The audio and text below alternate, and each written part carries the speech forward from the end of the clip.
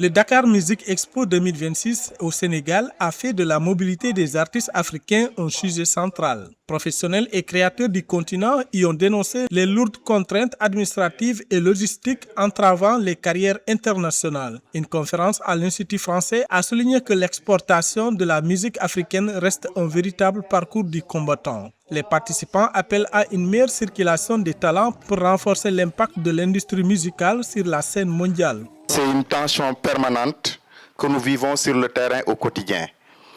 Je prends ici un exemple concret, le nôtre, celui de l'orchestre Djigeni, un collectif féminin sénégalais, engagé, talentueux, porteur d'une identité artistique forte. Nous préparons actuellement une tournée européenne prévue du 26 mars au 30 octobre. Une opportunité majeure, mais cette tournée se heurte à une réalité, la règle des 90 jours. C'est vraiment un frein. Vraiment, nos visas sont accordés pour 90 jours de présence dans l'espace européen. Cela, nous le comprenons, c'est une règle déjà connue. Mais ce qui complique tout, c'est l'interprétation stricte qui nous est faite. Sur le continent, certaines initiatives commencent néanmoins à émerger.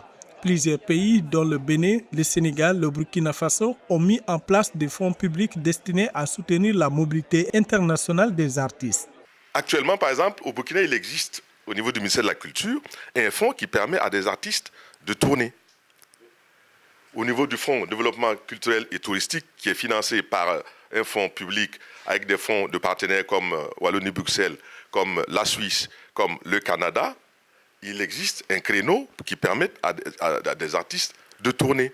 Donc il y a un travail qui est fait. Il faut quand même reconnaître qu'il y a un travail qui est fait. Il manque encore quelques clés. Aujourd'hui, je dis la première opportunité, ce sont ces marchés-là. Nous avons l'Atlantic Music Expo, nous avons le DMX où nous sommes, nous avons Visa for Music, le Massa. Ce sont pour en tout cas pour le secteur de la musique, the place to be, régulièrement. Ça peut ne pas se faire automatiquement la première fois qu'on y va, deuxième fois. Il le disait, ce qui est durable et il faut creuser dessus. Donc pour moi, c'est la première opportunité. Et je pense que les demandes justement du secteur ne sont pas restées lettres mortes auprès des institutions qui se sont rendues compte que justement financer la culture, c'est aussi financer la mobilité.